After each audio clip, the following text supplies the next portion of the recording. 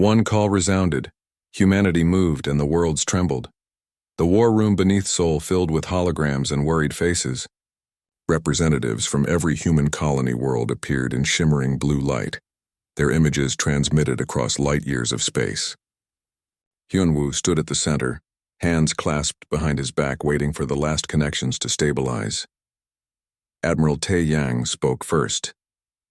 His hair had gone white over his 40 years of service, but his eyes remained sharp. The situation is clear. These machines, this null conquered as the old records name them, are eliminating organic life. They've destroyed 17 colonies in 5 days. At this rate, they'll reach our core worlds within weeks. A hologram flickered. Governor Park from New Busan Colony raised her hand. What about the Galactic Assembly? Surely the elder races will respond. Daehyun's voice came through from Telvara Prime, tired and frustrated. The Assembly meets tomorrow. They will form committees. They will debate jurisdiction and protocol. The Vortan want to verify the threat before committing forces. The Ethel are running computational models to determine optimal response times. The Kresh are waiting to see what the others decide. In other words, Admiral Tae Yang said, they will do nothing while colonies burn. Silence filled the room. Every person there knew what was being asked. Humanity could wait for permission that might never come, or they could act. But acting meant breaking galactic law. It meant deploying military forces into neutral space without authorization. It meant risking everything humanity had built over 2 centuries of careful diplomacy. Hyunwoo pulled up a star chart. Red markers showed the destroyed colonies. Yellow markers showed the colonies currently under threat. These aren't just our worlds. The machines are killing Kresh civilians, Vortan families, settlements belonging to dozens of minor species. If we wait for the assembly, thousands will die. Maybe millions. The President of Earth appeared in the largest hologram. She looked old, older than her years. The weight of what she was about to decide showed in every line of her face. Humanity has always done what was necessary, not what was easy. We survived ice ages and plagues. We survived wars that nearly ended us. We did not survive by waiting for others to save us. She looked directly at Admiral Tae Yang. You have authorization. Mobilization Order Alpha 1. Deploy everything we have. The room erupted in activity. Messages shot across human space at the speed of light. On 100 worlds, alarms began to sound. What the galaxy did not know was that humanity had been preparing for this moment since the day they learned they were not alone in the universe. Every human who studied history knew the truth. Life was fragile. Peace was temporary. And the species that forgot how to defend itself was the species that died. The small human fleet began to move. Ships emerged from hidden dockyards, from asteroid bases, from camouflaged stations floating in the dark between stars. Humanity's military was not small. It was hidden, distributed, prepared. Every civilian freighter had been built with military specs. Every colony had weapons it never reported. Every station held supplies for war. Sumin sat in a control room on Luna, Earth's moon, watching screens filled with data. She was young for her position, only 32, but her genius had earned her the role of chief engineer for humanity's most secret project. Before her was the activation console for the Jumpgate network. Most species traveled between stars by entering a kind of folded space, taking days or weeks to cross from one system to another. But humanity had built something different. They had constructed gates, massive rings of machinery hidden in deep space that could move ships instantly across dozens of light years. The elder races thought it was impossible. Their scientists had proven it violated known physics, so humanity had not told them it existed. Sumin's fingers danced across the controls. One by one, the gates activated. Green lights filled her display. The network was online. Across human space, fleets began to move. But they did not take days to deploy. They took hours. Within 48 hours of the mobilization order, human warships appeared in 30 different star systems, many of them far from human territory. Captain Ji-won stood on the repaired bridge of the horizon's edge. Her ship had been fixed, upgraded, and armed with weapons that had been stored in secret compartments she had not known existed. She commanded a small fleet now, 12 ships tasked with protecting a Kresh colony world called Vris 4. Captain, the colonists are asking why we're here, her communications officer reported. They say they did not request human aid. Ji-won smiled without humor. Tell them they don't get a choice. The machines are coming and we're not letting anyone die alone. The Kresh colonists watched in confusion as human ships took up defensive positions around their world. They had never been allies with humanity. There were no treaties, no agreements. Yet here were human ships, human crews, putting themselves between the colonists and danger. On another world, Commander Minho assembled his troops. The Vanguard Corps was humanity's elite ground force, and Minho had trained them for situations exactly like this. His current mission was to evacuate a Vortan colony before the machines arrived. The Vortan governor met him at the landing site, scales bristling with offense. "We did not request human assistance. Your presence here violates our territorial sovereignty." Minho looked up at the towering reptilian being. "Your people are about to die. We're here to make sure that doesn't happen. You can file a formal complaint after we save your lives." The Vortan's jaw dropped in shock. No one spoke to the elder races like that. But Minho was already moving, his troops spreading out to organize the evacuation. They had 6 hours before the machines arrived. Every second mattered. Back on Telvara Prime, the Galactic Assembly finally convened. The Great Hall filled with representatives demanding answers.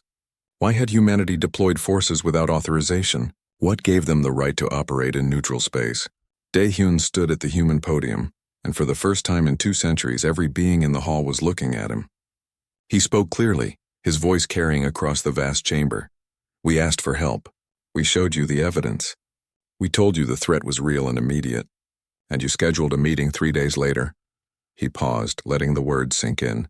"In those 3 days, 8 more colonies were destroyed. 12,000 beings died while you debated procedure." The hall erupted in outrage. The Vortan chief delegate rose, scales flushed dark with anger. "You had no right to act without consensus." "We had every right," Daehyun shot back. "The right of any species to defend itself and others from extinction. The right that comes from choosing action over endless discussion." An Ethel representative chimed in crystalline tones. "But you are deploying forces to protect non-human colonies. This goes beyond self-defense." "Yes," Daehyun said simply. "It does. We're protecting Kresh worlds, Vortan settlements, colonies belonging to species that have no fleets of their own. We're doing it because it's right. Because when someone is dying and you can help them, you don't wait for permission. You just help." He looked around the hall, meeting the eyes of representatives from a dozen species. "Our forces are already in position. Human crews are already fighting to protect your colonies. Some of them have already died doing it. The only question now is whether you'll join us, or whether you'll sit here arguing while we fight for your people as well as ours." The silence that followed was absolute. Then, slowly, the Vortan chief delegate sat down. "Show us the deployment maps. If humanity is truly protecting our colonies, we should coordinate with them." One by one, other representatives nodded. Within hours, the Galactic Assembly passed an emergency resolution. The elder races would mobilize their own forces, but for the first time in recorded history, they would do so under a joint command structure that included humanity as an equal partner. As Daehyun walked from the hall, he allowed himself a small smile. Humanity had just reshaped galactic politics in 48 hours. They had gone from ignored newcomers to essential partners through simple action. But he knew the real test was still coming. The machines were still advancing, and soon everyone would learn whether humanity's bold move would save the galaxy or doom it. One call resounded, humanity moved, and the worlds trembled. 3 months after the battle at the Nexus, the Galactic Assembly convened in the Great Hall of Telvara Prime. But the hall was different now. Where once the human delegation sat at a small podium in the back, they now occupied a place of honor near the center. The chamber was full, representatives from every species in the galaxy present for this historic session. Daehyun walked to the central speaking platform. He was older now, his hair showing streaks of gray that had not been there before the war. He had spent the last 3 months attending memorial services, visiting wounded soldiers in hospitals, and writing letters to families who had lost loved ones. Each letter had torn something from him. The hall fell silent as he began to speak. "Honored representatives, I stand before you not to ask for recognition, but to speak a simple truth. Humanity did not want this war. We did not seek glory or expansion. We simply saw beings in danger and chose to act. That choice cost us dearly. 43,000 human soldiers died in this war. Hundreds of ships were destroyed. Entire colonies were damaged or destroyed. He paused, looking around the hall at the faces of beings from 100 different worlds, but we would make the same choice again. Because that is who we are. When someone needs help, we do not debate. We do not form committees. We do not wait for permission. We just help. If that makes us reckless by your standards, so be it. We will not apologize for choosing action over inaction. A Vorten delegate stood, scales gleaming in the light.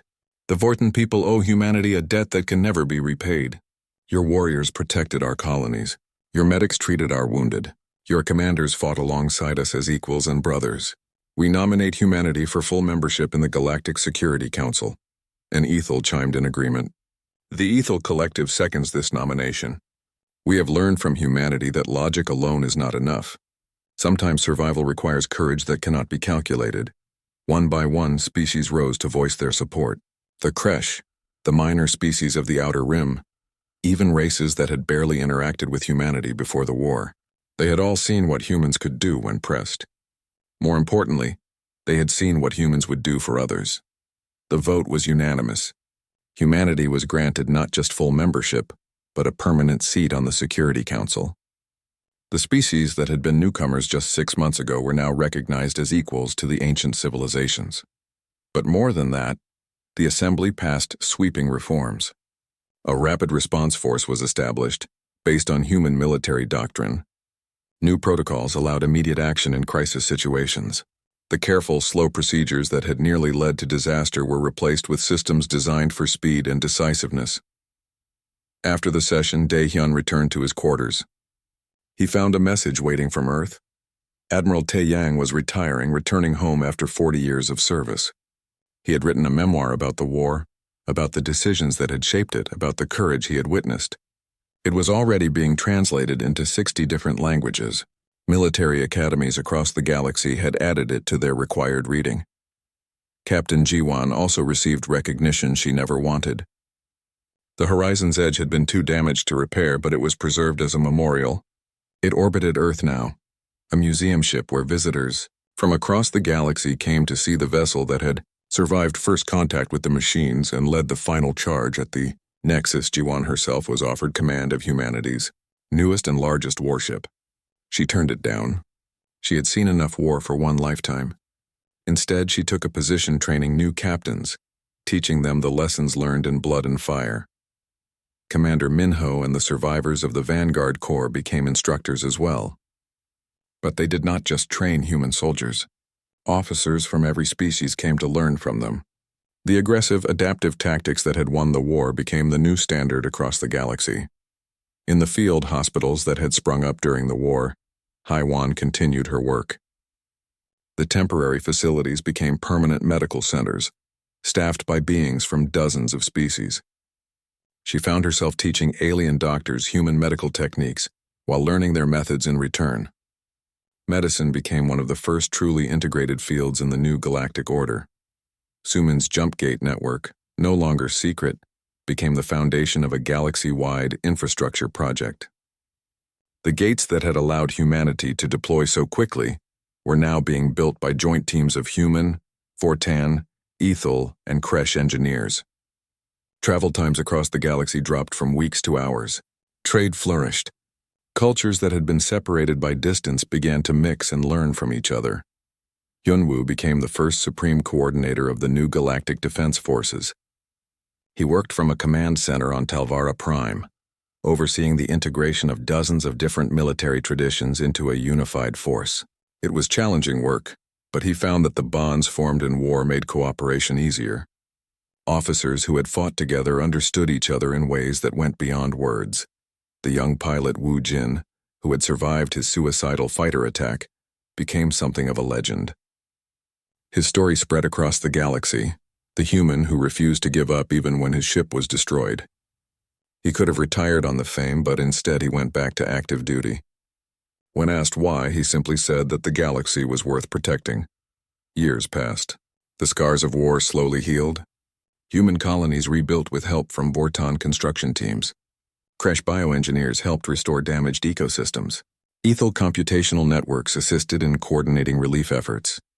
The cooperation that had begun in war continued in peace. Human culture spread across the galaxy. Human music played in Vortan gathering halls. Human literature was translated into crystalline patterns for ethel readers. Human food, with its strange combination of flavors, became popular in restaurants on dozens of worlds. The elder races who had viewed humans as primitive just years before now studied human history with fascination. They were particularly interested in human philosophy.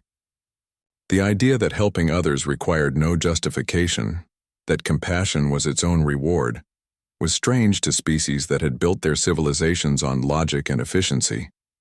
But it was also compelling.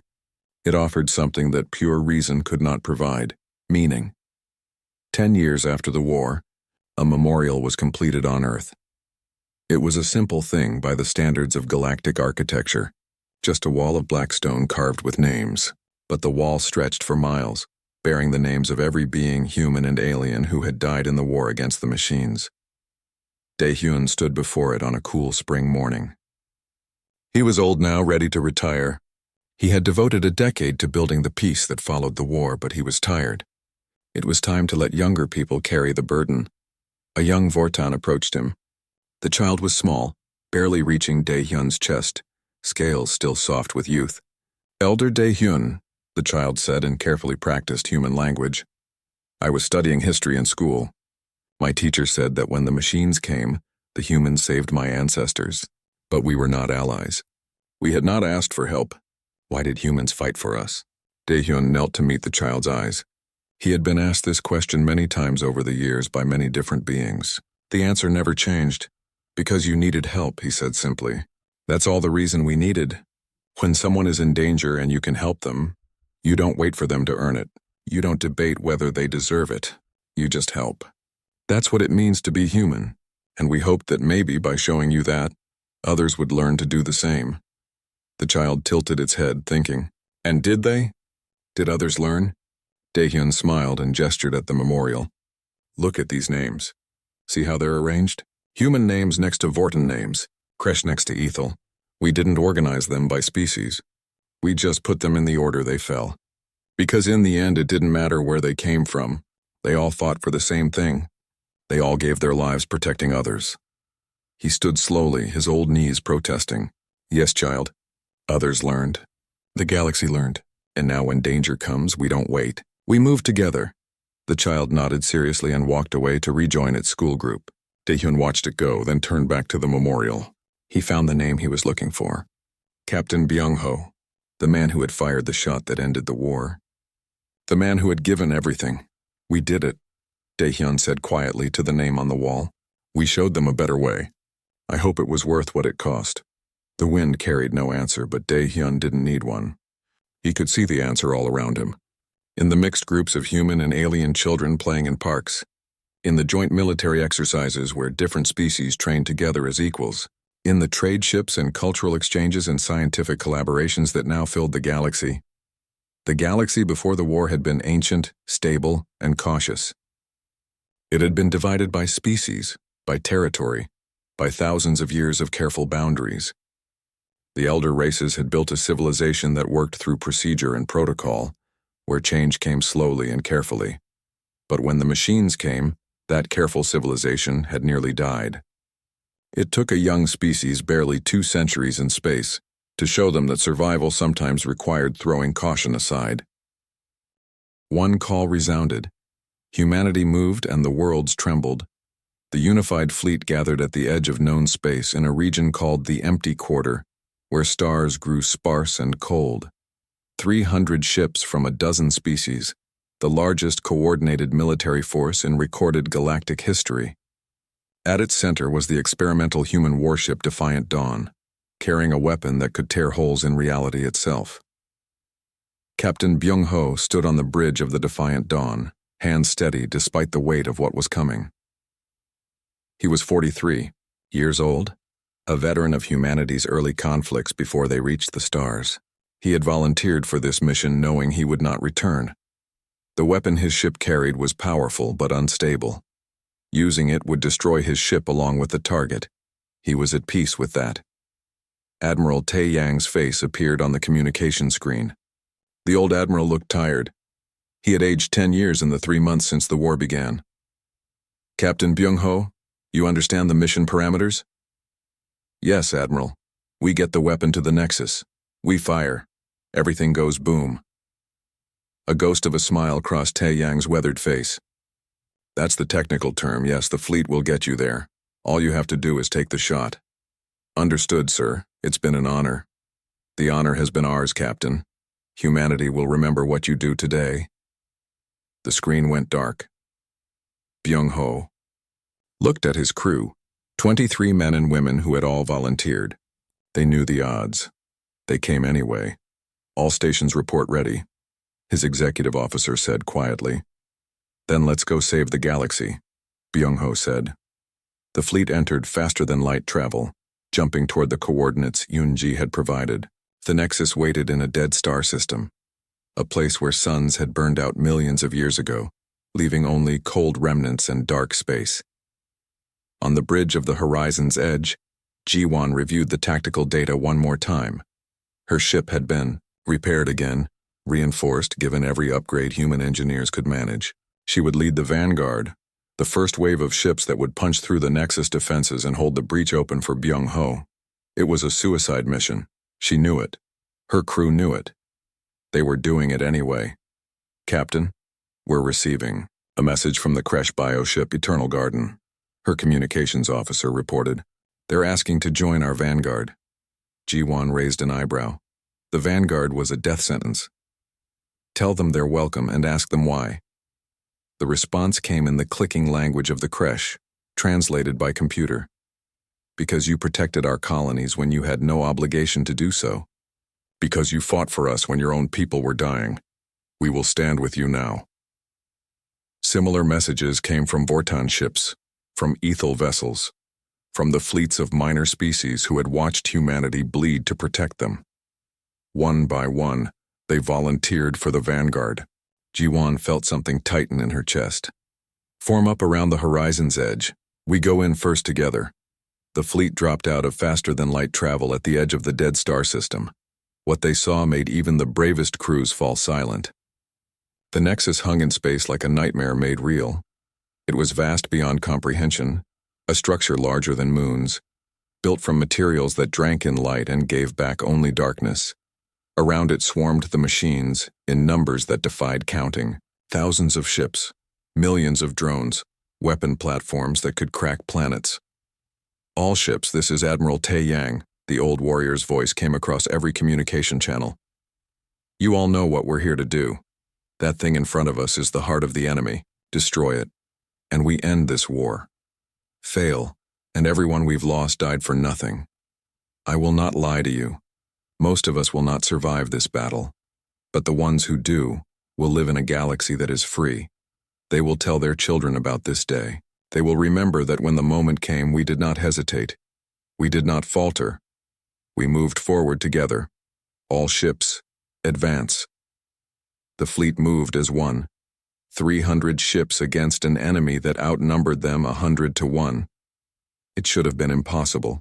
It probably was impossible. They did it anyway. The machines opened fire first. The space between the fleet and the Nexus lit up with weapons fire. Purple energy beams that could vaporize ships in seconds. Projectiles moving at relativistic speeds. Gravity weapons that crushed vessels like tin cans. The vanguard took the brunt of it. Ships died in the first seconds. A Vortan cruiser exploded in nuclear fire. A Kresh bioship was cut in half, its organic hull leaking atmosphere and fluids. 2 human destroyers simply vanished, erased from existence by weapons that deleted matter itself. But the vanguard pushed forward. For every ship that died, 2 more moved into position. Ji-won's horizon's edge took a hit that sheared off half its port side. Alarms screamed. Fire spread through 3 decks, but the ship's engine still worked, and that was all that mattered. Keep moving, Ji-won shouted over the chaos. Get us to the Nexus. Behind the vanguard, the main fleet engaged the machine vessels. Vortan energy cannons fired until their capacitors burned out. Ethel gravity weapons tore machine ships apart. Kresh biomissiles found targets with terrifying accuracy. And human weapons, simple kinetic weapons and nuclear explosives, hit with devastating force. Young pilot Wu Jin flew his fighter through clouds of machine drones, his guns never stopping. His wingmate died in the first minute. He kept flying.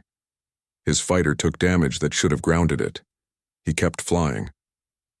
When his ammunition ran out, he used his damaged fighter as a missile, ramming it into a machine weapon platform before ejecting at the last second. Other pilots saw him. Vortan, Ethel, Kresh pilots who had spent their whole lives following careful doctrine. They saw a human pilot refuse to give up even when all logic said he should. And they found courage they did not know they had. On one of the Ethel command ships, Crystal Thought worked alongside Hyunwoo, coordinating the fleet's movements. The battle was chaos. Complete chaos by Ethel standards. Ships were taking risks that violated every principle of optimal strategy, and yet it was working. I do not understand, Crystal Thought chimed. By all calculations, we should have been destroyed already. The machines outnumber us, their technology is superior. We should not be winning. Hyunwoo watched the displays, making adjustments to the battle plan on the fly. You're calculating wrong. You're treating this like a math problem. But war isn't about numbers. It's about will. It's about refusing to quit even when quitting is the logical choice. The machines are calculating optimal responses. We're doing things they don't expect because they're not optimal. That's our advantage. The vanguard reached the outer defenses. Jiwan's Horizon's Edge, battered and burning, led the charge. Around her, ships from every species pushed forward, taking hits, dying, but never stopping. All vanguard ships, this is Jiwan. We're at the breach point. Pour everything you have into these coordinates. We need a hole big enough for the Defiant Dawn. Every ship in the vanguard opened fire at the same spot. The Nexus shields flared, cracked, and finally broke. A gap opened, barely wide enough for a single ship. Defiant Dawn, this is G1. The door's open. Go. Go now. Byung-ho's ship accelerated through the gap. Behind him, the vanguard ships took positions to hold the breach open. Machine weapons focused on them with terrible intensity. Ships exploded one after another. The Horizon's Edge took a direct hit that destroyed its main reactor. The ship began to die, systems failing one by one. But they held. For 90 seconds they held the gap open while the Defiant Dawn closed the distance to the Nexus. Byung-ho watched his weapons display. Almost in range. Almost there. Machine fire hit his ship, tearing through armor, but the weapon was intact. That was all that mattered. Weapon range in 10 seconds. His tactical officer reported. Byung-ho thought of Earth, of the blue skies he would never see again. He thought of his daughter, now grown, who had begged him not to take this mission. He thought of every person in the galaxy who would live because of what he was about to do. Fire, he said calmly. The weapon activated. Reality screamed. Space itself tore open, a wound in the fabric of existence that consumed everything around it. The Nexus, the machine ships guarding it, and the Defiant Dawn all vanished into a point of absolute darkness. Then the darkness exploded outward in a wave of energy that made suns look dim. When the light faded, the Nexus was gone. Where it had been was only empty space and debris. Across the galaxy, machine ships stopped mid-battle. Their coordination vanished. They began to drift, firing randomly or not at all. Within minutes, what had been an overwhelming enemy became scattered targets easily destroyed. The war was over. On the bridge of what remained of the Horizon's Edge, Jiwan watched the machines fall silent. Her ship was dying around her, life support failing, but she smiled anyway. "We did it," she whispered. "We actually did it." The surviving ships of the Vanguard limped back toward the main fleet. Of the 80 ships that had formed the Vanguard, only 23 remained. But they had won. Against impossible odds, they had won. Admiral Tai Yang stood on his command deck, tears running down his old face. "All ships. This is the Admiral. The Nexus is destroyed. The machines are defeated. You have saved the galaxy. Take your wounded home. Take your dead home. And know that the galaxy will never forget what you did here today." One call resounded, humanity moved, and the worlds trembled. The battle for Vris 4 began at dawn. Captain Jiwan watched from the bridge of the horizon's edge as the machine fleet dropped out of faster-than-light travel at the edge of the system. 23 vessels, each larger than anything in her small task force. Behind them came clouds of drones, thousands of autonomous weapons designed for one purpose: complete elimination of organic life. All ships, hold formation, Jiwan ordered. Her voice was calm, though her heart hammered in her chest. Let them come to us. Make them work for every meter of space. The human ships had positioned themselves in a defensive shell around Vris 4.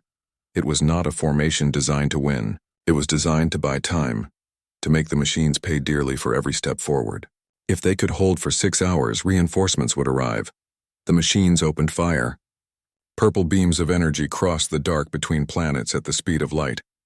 Human shields flared and held, then flared again, then began to crack. Return fire, G1 commanded. Human weapons were different from those of the elder races. The Vortan favored massive energy cannons that required long charge times. The Ethel used crystalline weapons that manipulated gravity itself, but were difficult to aim. The Kresh employed biological weapons, living missiles that hunted their targets. Humans used kinetic weapons, railguns that accelerated chunks of metal to incredible speeds, missiles that could change course mid-flight, and nuclear weapons, lots of them. Because humans had learned long ago that sometimes the simplest solution was to hit something really, really hard. The space between the human fleet and the machines lit up with explosions. Jiwan's tactical display showed 2 machine ships heavily damaged, 1 destroyed. But the cost was steep. 3 human ships were gone, their crews dead before they could even scream. On the surface of Vris 4, the Kresh colonists watched the battle through telescopes and sensors. They had never seen anyone fight like this. The elder races fought with caution, with careful tactics designed to minimize losses. But the humans fought like they had nothing to lose and everything to protect.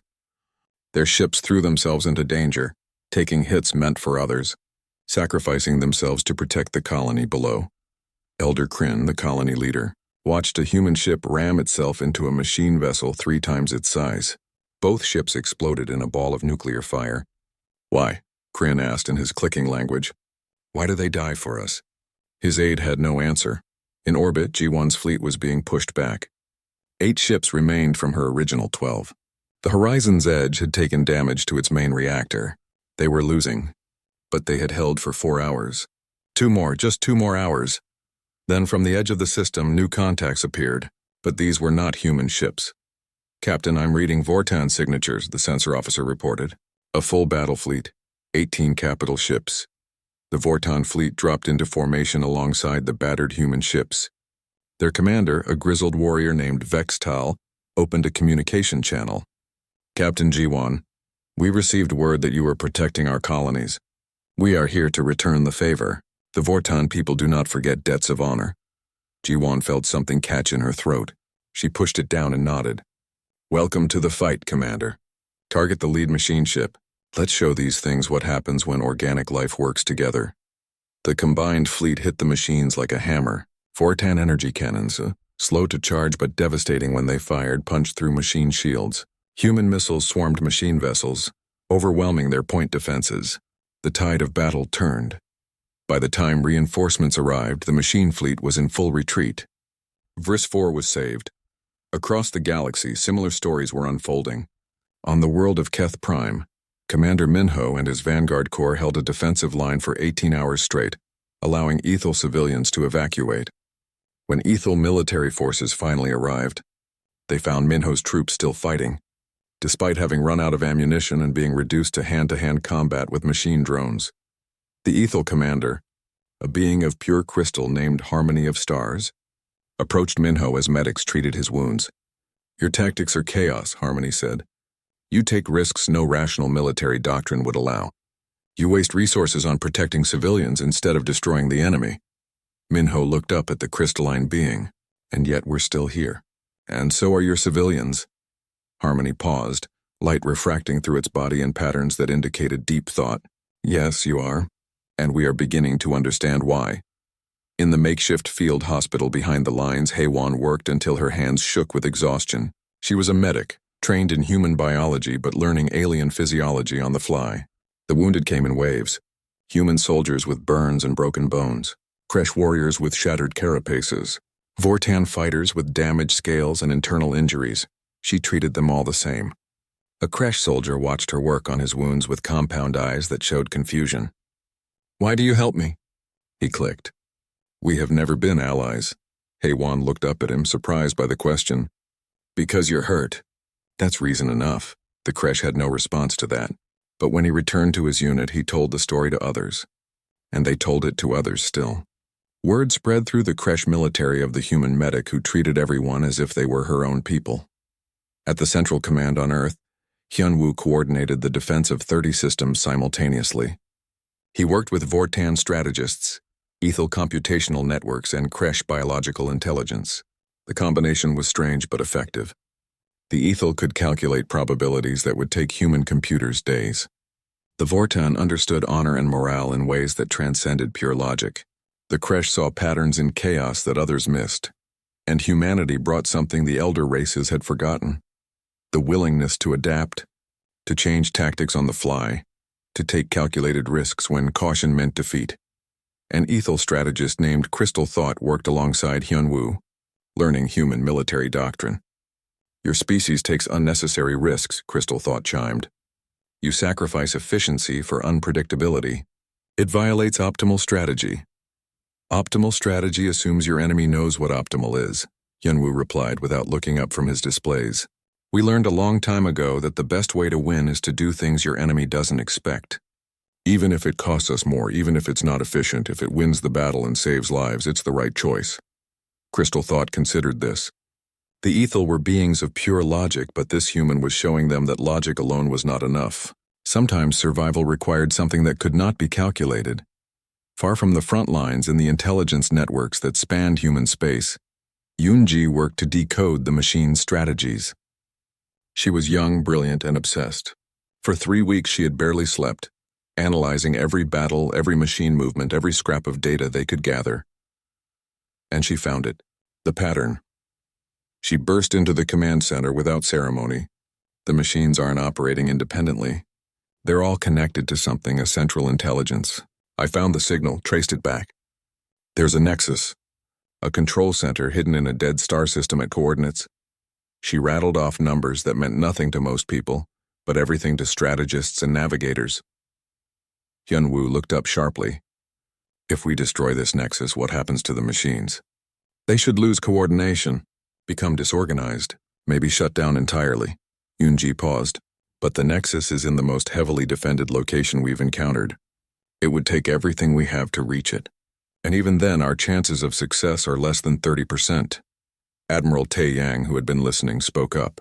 30% is better than 0. And if we don't take this shot, we fight this war for years, maybe decades. How many will die in that time?" The room fell silent. Everyone knew what was being proposed.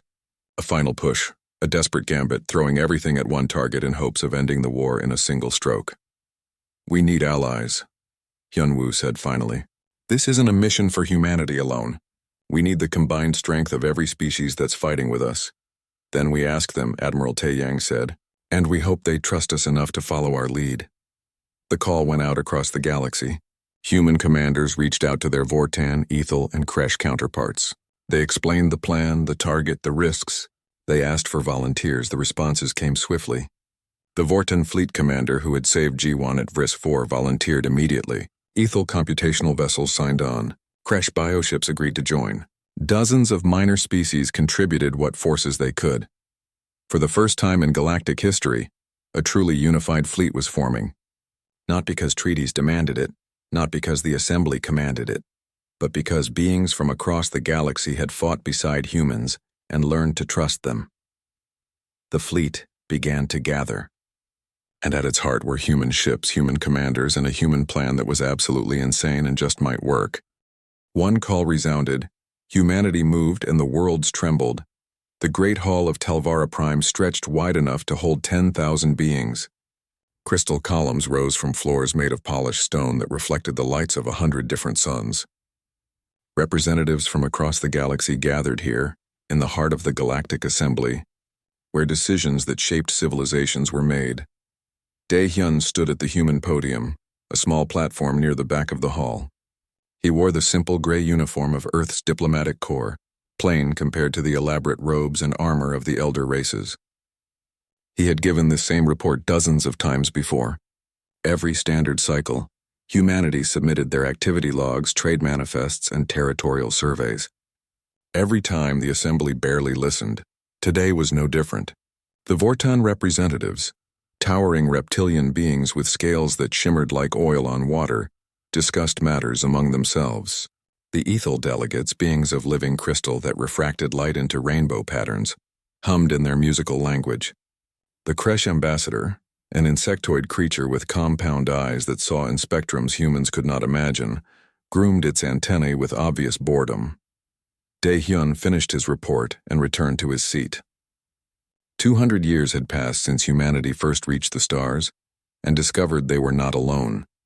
200 years of being the newcomers, the minor power, the species that occupied the edges of civilized space. The elder races had been traveling between worlds for thousands of years before humans learned to split the atom. They had built empires while humanity still fought with bronze and iron. Across the galaxy on the frontier of human space, Captain Ji-won paced the bridge of her ship.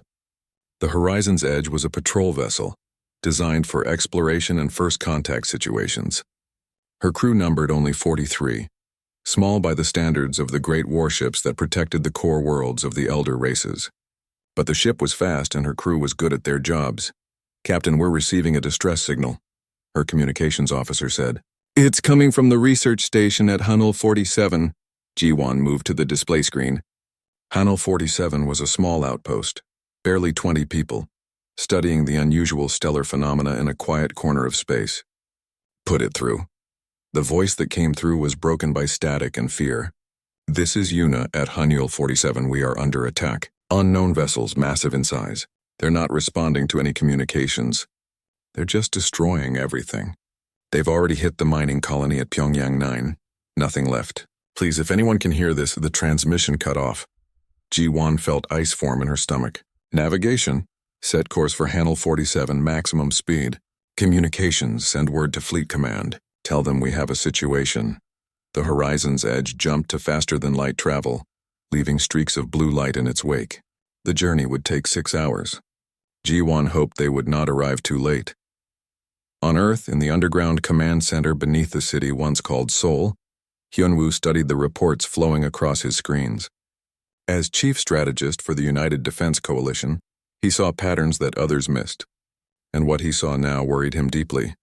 7 outposts had gone dark in the past 3 days. Not just human outposts. Colonies belonging to the Kresh, the Vortan, and several minor species had also stopped transmitting. The attacks followed a pattern, moving inward from the galactic rim in a steady wave.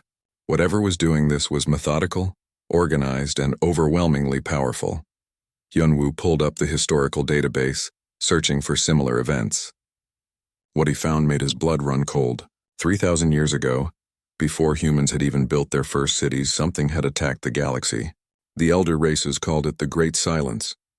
Entire civilizations had vanished. The survivors spoke of an ancient machine intelligence that viewed all organic life as a corruption to be eliminated. The machines had been defeated, or so the records said. They had been driven back to the dead spaces between the spiral arms and had never returned, until now. The Horizon's Edge dropped out of faster-than-light travel at the edge of the Hunnel 47 system. What Ji-won saw made her throat tighten. The research station was gone. Where it had once orbited the third planet, there was only debris. The mining colony on Pyongyang 9 was a crater glowing with residual heat. "Captain, sensors are picking up massive energy signatures," her tactical officer reported. "Multiple contacts. They're bigger than anything in our databases."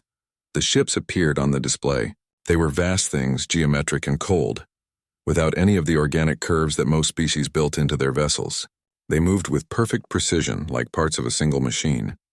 Energy weapons lit up the dark as they methodically destroyed every satellite, every station, every sign of life in the system. "They're launching fighters," the tactical officer said. "Correction, not fighters, drones, thousands of them." Ji-won made her decision in seconds. "All power to engines. We're getting out of here. Communications, start recording everything. Command needs to see this." The Horizon's Edge ran. The machine ships turned to pursue, but Ji-won's vessel was faster, more maneuverable.